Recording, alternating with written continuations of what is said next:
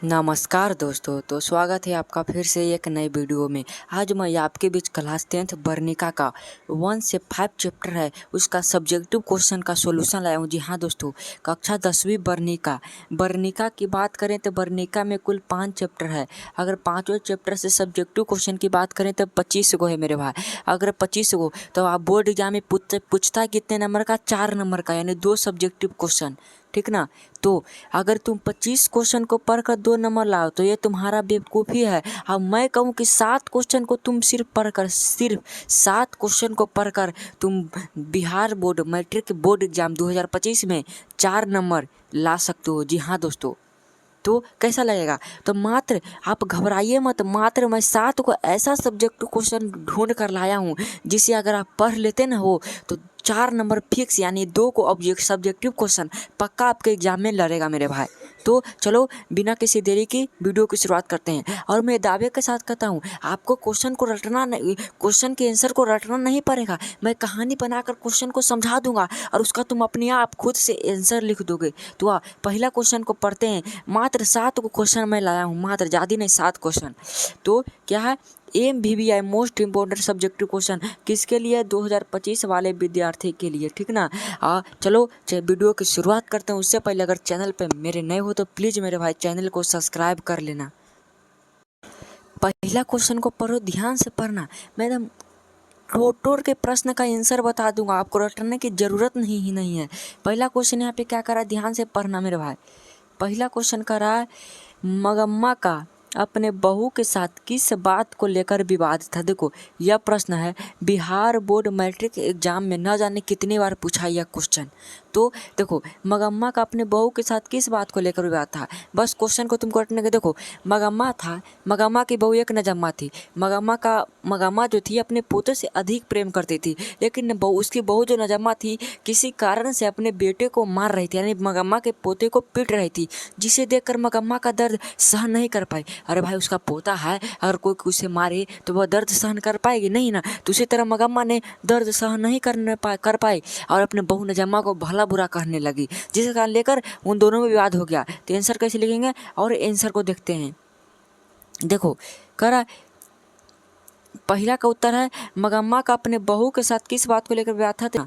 तो कर मैंने बता दिया कि मगम्मा और उसके बहू के बीच पोते को लेकर विवाद था कि मगम्मा के बहू नजम्मा जी उसके पोते को पीट रही थी, जिस कारण मगम्मा उसे बोलने लगी। लेकिन मगम्मा और उसके बहू के बीच पोते को लेकर विवाद हुआ क्योंकि मगम्मा अपने पोते से अधिक प्रेम करती थी। इसी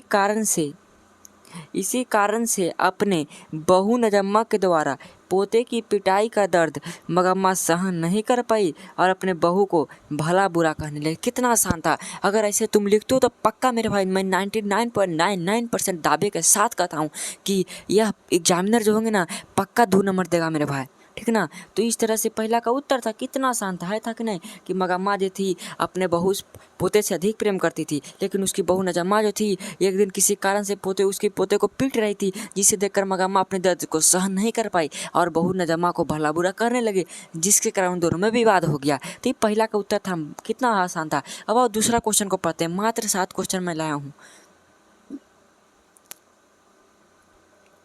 दूसरा नंबर यहाँ पे क्वेश्चन क्या कर रहा है कि बहू ने सास को मनाने के लिए, ध्यान से पढ़ो, दूसरा नंबर क्वेश्चन है बहू ने सास को मनाने के लिए कौन सा तरीका अपनाया, बताओ। एक दिन विवाद हो गया बहू ने, तब बहू ने सास को मनाने के लिए तो कौन तरीका करना है, अपने बेटे को ही ढाल बना लिया कि नहीं, कहा कि मगम्मा जो थी अपने पोते से अधिक प्रेम करती थी, तो उसके नजम्मा ने अपने बेटों को ही ढाल बनाया और नजम्मा ने अपने बेटों को समझा बुझा कर भेज दिया कि तुम जाओ अपने मामा के पास रहना, अगर मैं तुम्हें लाऊं तो तुम रोने लगना, जिद करने लगना कि मैं मामा के पास ही रहूँगा जी। और ऐसा तरीका ना अपनाया आज, जिसके कारण मगम्मा अपना सारा दुख दर्द भूल जाती है और दोनों मिलकर साथ रहने लगते हैं। तो इसका आंसर कैसे लेंगे और दूसरा का आंसर देखते हैं। देखो कितना आसान है आंसर जी, एकदम कितना आसान तरीके से मैं लिख कर रहा हूँ। कहता है दूसरा का उत्तर है मेरे भाई, कितना किसका उत्तर है, दूसरा का। देख रहा बहू ने सास को मनाने के लिए अपने बेटे को ढाल बनाया। मैंने बताया कि अपने बेटों को ढाल बनाया क्योंकि बहू या नजम्मा यह जानती थी कि उसकी सास अपने पोते से अधिक प्रेम करती है। कहा कि नजम्मा तो जानती है कि उसकी सास है जो हमारे बेटे यानी उसके पोते से अधिक प्रेम करती है, जिसके कारण अपने पोते के प्रेम को पाते ही वह सारे गुस्से को भूल जाएगी। यही तो क्वेश्चन था, कितना आसान था कि मगम्मा जो थी, नजम्मा यह जानती थी कि मगम्मा जो अपने पोते से अधिक प्रेम करती है और मैं उसी का सहारा लेकर हम दोनों साथ रह सकते हैं।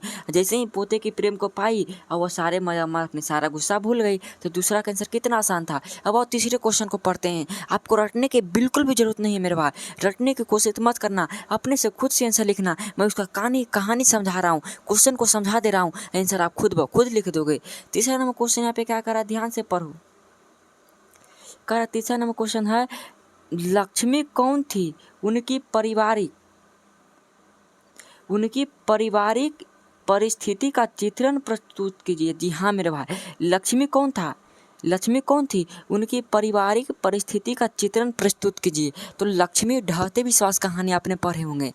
तो ढहते विश्वास कहानी में एक लक्ष्मी थी जो विधवा औरत नहीं थी, बल्कि लक्ष्मी की पत्नी का नाम था लक्ष्मण। याद रखना, लक्ष्मी के पति का नाम था लक्ष्मण, जो कि कलकत्ता शहर में काम किया करता था। लक्ष्मी बहुत ही साहसी और बहादुर महिला थी। यह अपने घर की पारिवारिक स्थिति को चलाने के लिए तहसीलदार साहब के यहाँ काम करती थी। लक्ष्मी जो थी अपने घर की परिस्थिति जो बहुत ही दयनीय थी, जिसे देखकर लक्ष्मी को रहा नहीं गया और अपने पास के जो एक तहसीलदार साहब के यहाँ काम करना पड़ता था लक्ष्मी को, और अपने घर की स्थिति तब उसकी चलती थी। अब जो उसके पति लक्ष्मण से कलकत्ता शहर में काम करते थे, उनके द्वारा दिए गए पैसे से उसका घर नहीं चलता था। यही तो प्रस्तुत करना था। देखो कैसे इसका आंसर लिखना है। देखो लक्ष्मी, एकदम आसान आंसर लाया हुआ है, रटने की 1% भी जरूरत नहीं है, अपने से भी आंसर लगे। तो देखो तीसरा का उत्तर है कि लक्ष्मी लक्ष्मण की पत्नी थी और साथ ही इस कहानी के प्रमुख पात्रिका भी थी। मैंने बताया कि लक्ष्मी जो इस कहानी के प्रमुख पात्रिका भी है। लक्ष्मी की पारिवारिक स्थिति काफ़ी दयनीय थी। मैं बताया ना कि उसकी स्थिति, जो घर की स्थिति थी, काफ़ी दयनीय थी, क्योंकि उसके जो पति थे लक्ष्मण, उनके द्वारा कि भेजे गए पैसे से घर नहीं चलता था। उसका घर देवी नदी पर बना। देवी नदी जानते हो, देवी नदी पर बना देलई बांध के नीचे बांस और फूस के झोपड़ी का घर था। बांस था, फूस, कुछ झोपड़ी का घर बना हुआ था। उसका पति कलकत्ता में प्राइवेट नौकरी करता था, मैंने बता दिया। इसके पति द्वारा भेजे गए पैसे से उसका घर का भरण पोषण नहीं हो पाता था, जिसके कारण लक्ष्मी को तहसीलदार साहब के यहाँ काम करना पड़ता था। बस यही आंसर था मेरे भाई। आपको देखने में लग रहा है बहुत बड़ा, लेकिन जैसे ही आप भी बोर्ड एग्जाम में कॉपी लिखेगा ना, देखो मैं तुमको बताता हूँ बोर्ड एग्जाम के बारे में कुछ महत्वपूर्ण टिप्स। जैसे ही तुम बोर्ड एग्जाम में कॉपी लिखेगा ना, तो इस पैटर्न में तुमको कॉपी मिलेगा। अब बहुत ही लंबा लाइन रहेगा मेरे भाई, और बहुत ही मोटा उसका चौड़ाई रहेगा। तुम लिखोगे ना, एकदम महीन लिखोगे ना, तो उसमें लौकेगा नहीं, थोड़ा बड़ा अक्षर में लिखने की कोशिश करना। और जो मैंने लिखा है ना, कम से कम 2 नंबरिया तुमको कम से कम उस पेजा में 3 से 4 से 5 पेना में तुमको लिखना जाना चाहिए, तभी तुमको 2 नंबर पूरा में पूरा मिलेगा। और उत्तर भी बहुत ही अच्छा और बहुत ही सुंदर लिखावट के साथ, ठीक है ना। और कोशिश करना कि सबका उत्तर मैं अपने से दूँ, स्वयं जैसे मैं आपको कहानी सुना दे रहा हूँ, और तुम अपने से खुद से उत्तर लिख देना, ठीक है ना। और चौथा क्वेश्चन को पढ़ते हैं। करा माँ मंगू को अस्पताल में क्यों नहीं भर्ती कराना चाहती है, ये MBBI प्रश्न। समझो ना कि यह जो प्रश्न है तुम्हारे 2025 के बोर्ड एग्जाम में छप ही गया। माँ मंगू को अस्पताल में क्यों नहीं भर्ती कराना चाहती है। आपने माँ कहानी पढ़ा होगा, जिसके लेखक ईश्वर पेटलेकर, यह गुजराती कहानी है।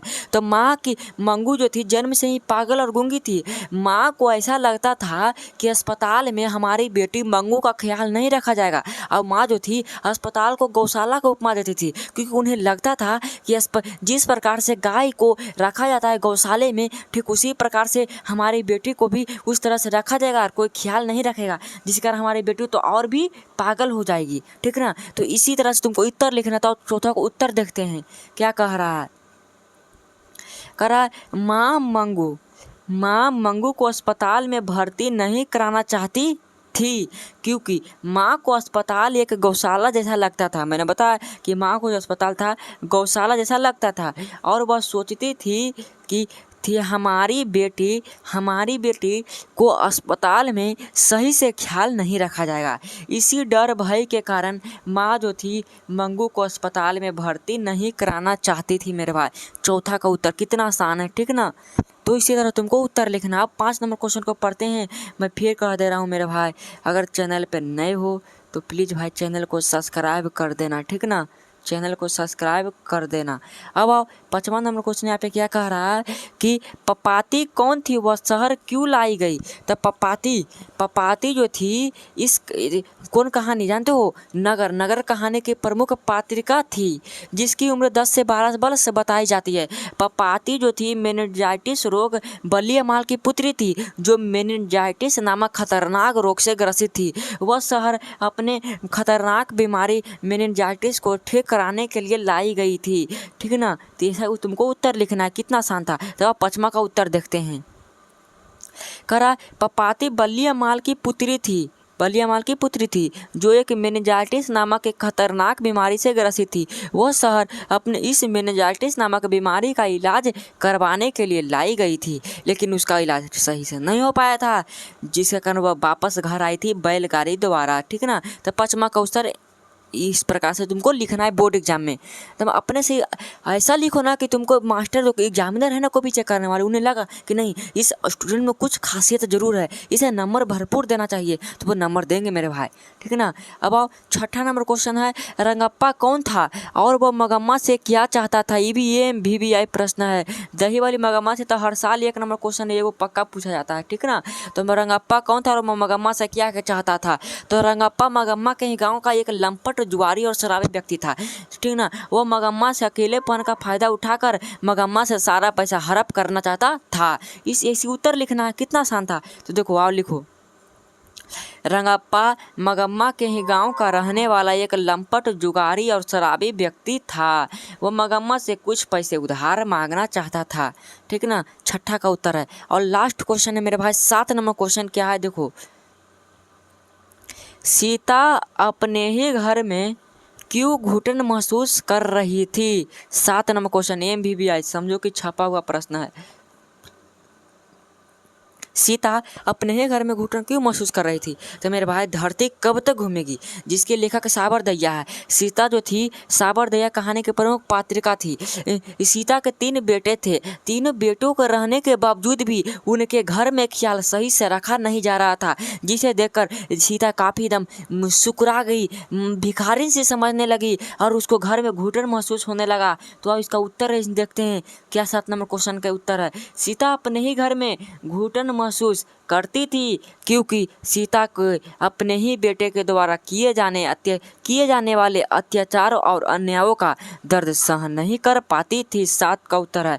तो यही कुल 7 क्वेश्चन थे मेरे भाई। तो 7 में 7 आप याद कर लीजिएगा। मैं गारंटी के साथ कहता हूँ कि इसमें से 2 क्वेश्चन आपके बोर्ड एग्जाम में पक्का पूछे जाएंगे। 2 क्वेश्चन पक्का पूछे जाएंगे मेरे भाई। तो आपको अगर यह वीडियो अच्छा लगा हो तो एक लाइक ज़रूर करना और अपने दोस्तों के पास ये वीडियो शेयर भी कर देना, ठीक ना। आप प्लीज़ मेरे भाई, मैं फिर से कह दे रहा हूँ, चैनल को सब्सक्राइब कर देना। मैं इसी तरह गोधुली का टॉप 10 क्वेश्चन लाऊंगा जिसमें से 5 को आपका पक्का बोर्ड एग्जाम में पूछा जाएगा, ठीक ना। तो मिलते हैं इसी तरह के अगले वीडियो में, तब तक के लिए जय हिंद, वंदे मातरम। हाँ मेरे भाई एक क्वेश्चन याद रखो, यहाँ पे मैं वर्णिका का 1 शॉट ऑब्जेक्टिव क्वेश्चन करा दिया हूँ। अगर तुम नहीं देखो तो जाकर देख लेना, लिंक डिस्क्रिप्शन में दिया हुआ है, ठीक ना। तो मिलते हैं अगले वीडियो में, तब तक के लिए जय हिंद, वंदे मातरम।